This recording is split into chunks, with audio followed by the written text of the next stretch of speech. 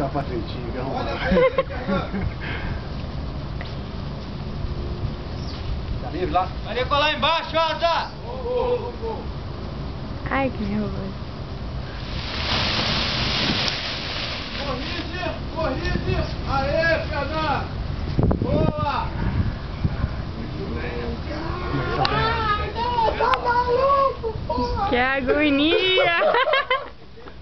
Nunca tinha visto, não. Na moral, tu pensa tudo, meu irmão, meu milhão de coisas na tua cabeça, parceiro.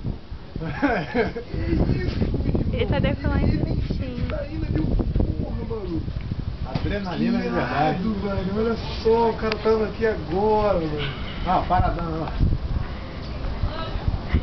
Tá subindo, né? Caraca, muito irado, meu irmão. Você dá uma aceleradinha ali. É? Por quê? Paradão, tá peletrando. Ah, tem dois parados pra lá do lado. O Preguinho daqui a pouco também tá nessa também. Caraca, ele já foi pra lá. Aí, professor, o pessoal vai seguir hoje no Cristo? Hoje não. Não?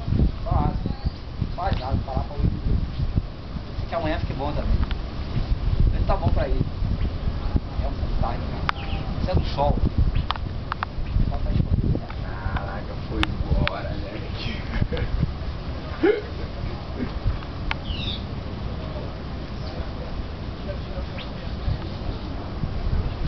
Chega a sentir um cheiro do cachorro.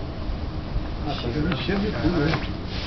Esse aí eu vou comprar ele, eu quero ir lá pescando aqui pra mim, depois joga bastante. Como é que é? Lá pescando com o Vitarino, fazendo mais, depois joga pra trás aqui.